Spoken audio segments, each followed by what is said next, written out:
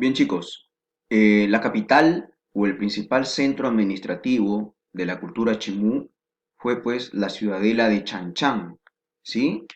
Chanchán, recuerda, significa el sol resplandeciente, ¿ya? Que era la residencia de los grandes gobernantes, soberanos, la nobleza militar y religiosa de la cultura chimú, ¿ok?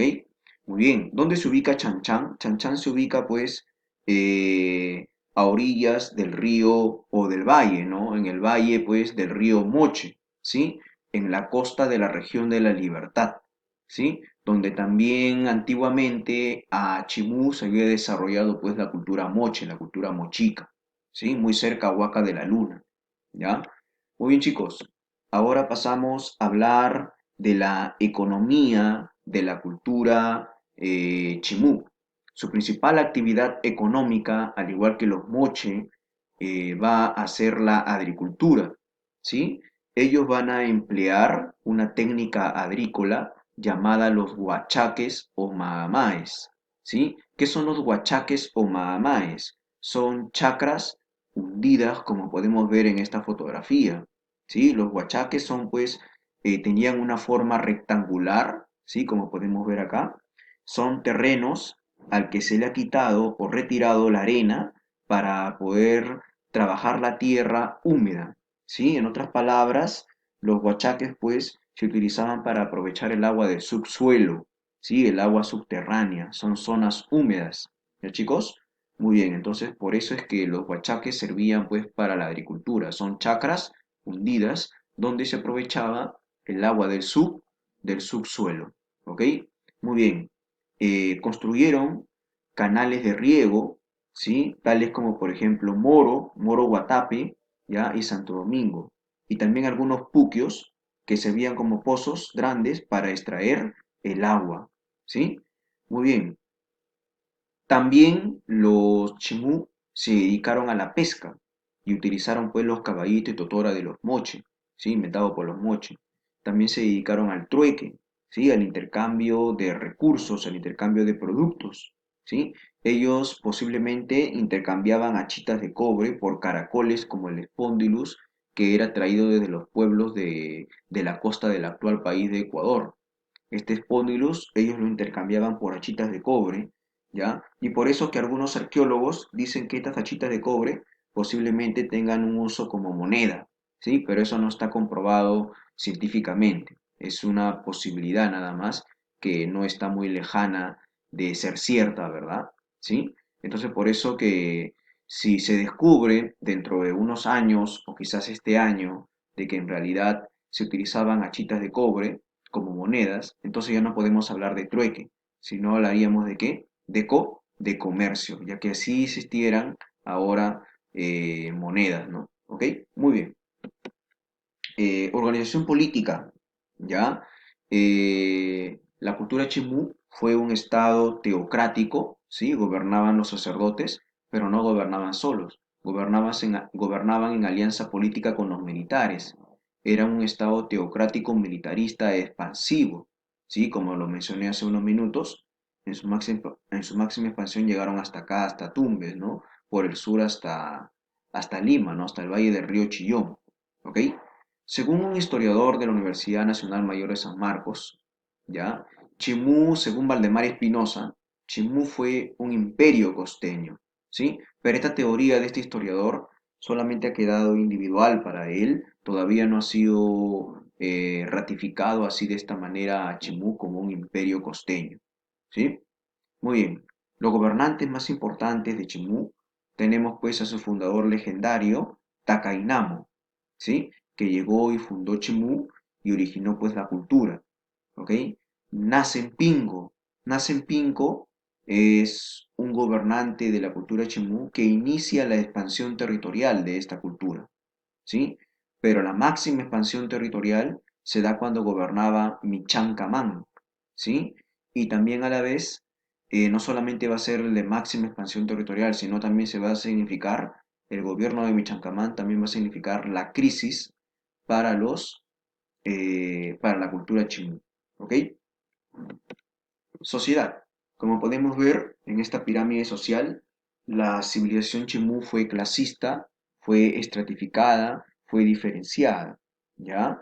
El gobernante Chimú era el Siequich o el Chimu Cápac, ¿sí? El gran señor, el monarca, el rey, la máxima autoridad, ¿ya? Era el emperador, ¿sí? Muy bien. También tenemos al Alaed. El Alaed era el señor regional, era el noble, era el jefe de valles. El Fils es el noble guerrero, ¿sí? El militar, el noble militar. El Paraén era el noble religioso, o sea, el sacerdote, ¿sí? El Pilska era el comerciante rico, que se había enriquecido producto pues del comercio, ¿ya? Bueno, y la base de la pirámide social de los Chimú eran pues los campesinos, artesanos, pescadores, los llanas, que eran pues los sirvientes, los piñas, que eran los prisioneros de guerra. Estos piñas, especialmente los prisioneros de guerra, eran los que eran sometidos pues a los sacrificios humanos, porque Chimú, al igual que Moche, ¿sí? Y al igual que los incas, practicaron pues sacrificios humanos e incluso, como vamos a hablar después, se han encontrado pues restos el año pasado de más o menos unos 500 cuerpos de niños en la región de la Libertad, en Trujillo, ¿ok? Que fueron sacrificados, ¿verdad? Sí, entonces también los Chimú practicaban sacrificios humanos, ¿ya? O sea que aparte de los niños, también sacrificaban a los piñas, sus prisioneros de guerra. Bueno, arquitectura, ¿sí? Construyeron grandes ciudades de adobe y decoradas con frisos. La más importante manifestación arquitectónica de Chemú es su capital, ¿no? Es la ciudadela de Chanchán, con unos 25 kilómetros cuadrados de área geográfica aproximadamente, ¿sí? Con muros que podían medir hasta 10 metros de altura, ¿ya? Y por ello que Chanchán, ¿sí? Es considerada la ciudad de barro, ¿ya? O de adobe más grande de toda América prehispánica, Chanchán, ¿ok? Como lo mencioné, sus muros tienen adornos, ¿ya? Tienen altos relieves de decoración, sobre todo que hacen referencia a rasgos que presentan rasgos zoomorfos, en otras palabras, figuras de animales. Por ejemplo, acá podemos ver que en una de las bases de los muros Chimú podemos ver acá peces, ¿verdad? ¿Sí? Y acá en esta otra fotografía podemos ver figuras de aves, ¿sí? Esto que ves acá, esta decoración de los muros o de las paredes de la arquitectura Chimú se llaman frisos, ¿ya? Muy bien. Destaca también dentro de la arquitectura Chimú la fortaleza de Paramonga, al norte de la ciudad de Lima, ¿sí? Posiblemente fue una fortificación militar construida por los Chimú para evitar pues la invasión de los incas por el sur de Chimú, ¿sí? Pero que no le va a dar resultado porque finalmente los Chimú van a ser invadidos por los incas. Bueno, en la cerámica Chimú. Cuando hablamos de la cerámica Chimú, ¿sí? Ellos no van a alcanzar la calidad artística que tenían sus ancestrales moche, ¿no? ¿Sí? Era monócroma, su cerámica era monócroma, como podemos ver, predominaba el color negro o el color marrón o en algunas ocasiones el color rojo o el color rojo, ¿sí? Como podemos ver, ellos destacan pues por sus famosos huacos silbadores. Los huacos silbadores son botellas de doble cuerpo, como podemos ver acá, ¿sí? De forma globular, con asa puente que permitía la comunicación de ambas botellas, ¿no? ¿Ok?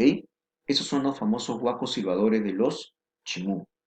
En orfebrería, ellos tuvieron pues una herencia de los Moche y también de los Sicán. Por ello es que en orfebrería o metalurgia, los Chimú hicieron popular, como lo mencioné, hicieron popular al tumi, ¿no? A este cuchillo ceremonial con un mango rectangular, ¿verdad? ¿Sí? Muy bien. Destacan el tumi y las máscaras funerarias que podemos ver acá.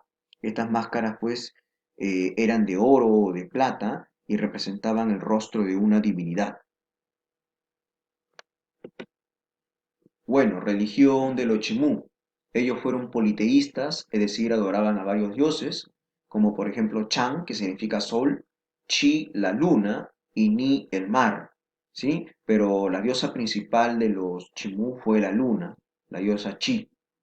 Practicaban el orfismo, ¿sí? El orfismo es el culto a las momias, que en el antiguo Perú a las momias se le llamaba malquis, ¿sí? En el antiguo Perú a las momias se le llamaba malquis. Entonces, culto a las malquis o las momias es la práctica del orfismo. ¿Cómo llegó a su decadencia? ¿Cómo llegó a su fin la cultura chimú? Bueno, ellos fueron invadidos por los incas, ¿sí? Cuando era el reinado de Pachacútec. Pero como lo vamos a ver la próxima semana, los incas tuvieron como forma de gobierno una diarquía, es decir, gobernaba el Zapa Inca y su hijo heredero, el más capaz, el Auqui, ¿sí? Bueno, en el gobierno estaba el rey Pachacútec, pero fue su hijo, o sea, el Lauqui Tupac Yupanqui, ¿ya? El que dirigía el ejército y fue él el que invade pues a la cultura chimú. Luego de muchos años, ¿ya? Después de una prolongada guerra con los incas, estos últimos tomaron Chanchán y capturaron a Michancamán. Y por lo tanto Chimú se convirtió así en un guamaní o en una provincia de los incas. Ahora chicos vamos a hablar de la cultura chincha. La cultura chincha, como su mismo nombre lo dice, se desarrolló pues en la costa sur, en la región de Ica, especialmente en la ciudad de Chincha, ¿sí? Donde está pues acá podemos ver su capital o su principal centro administrativo que se llama Tambo de Mora, ¿sí? Allá en Ica, en Chincha, ¿sí? Muy bien. Hay que recordar una cosa sobre los chincha, esto es muy importante, que los chincha fueron la etnia o la civilización más fiel a los incas. Lo vamos a ver más adelante, ¿sí? Los incas pues tuvieron muchos enemigos, muchas etnias enemigas como los chancas, los huancas, los chachapoyas, pero una cultura, una civilización que destaca por ser fiel, por siempre estar detrás de los incas, es pues Chincha. Son los más fieles a los incas. Tanto así que uno de los suyos incas comienza su nombre con Chincha y suyo, ¿no? En honor pues a los Chincha, ¿sí? En la entrevista de Atahualpa con Francisco Pizarro en Cajamarca, ¿no? Donde se da la captura del Inca Atahualpa, ¿sí? Ahí también destaca la participación del señor Chincha, del Chinchaycápac, ¿sí? El gobernante Chincha, que también era llevado, al igual que Pachacútec, cargado, ¿sí? También era llegado, igual que Pachacútec, cargado el señor Chincha, o también llamado el Chinchaycápac, que era el gobernante de la cultura Chincha. Muy bien, a nivel económico, los Chincha destacan pues sobre todo por ser los más grandes comerciantes y navegantes del Perú antiguo, ¿sí?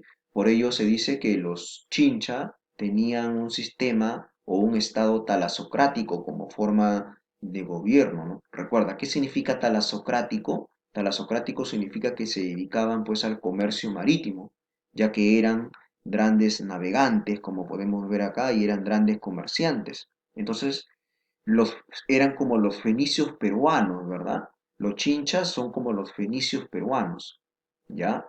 Se dice que ellos tenían una economía triangular. ¿Por qué? Bueno, acá en este puntito verde se desarrollaron los chinchas. Ellos comerciaban, por ejemplo, con el Ecuador, ¿sí? Con el Ecuador, ¿ya? Con los pueblos del Ecuador para traer el espóndilos. También comerciaban con los pueblos del sur, con los pueblos del actual país de Chile. Y también comerciaban con los pueblos de acá de la meseta del Collao, de la Sierra Sur del Perú, ¿sí? Entonces, si hacemos pues una ruta, ¿sí? Y unimos ángulos, unimos vértices del comercio que tuvieron los Chincha, podemos decir pues que ellos tenían una economía triangular, ¿sí? Muy bien.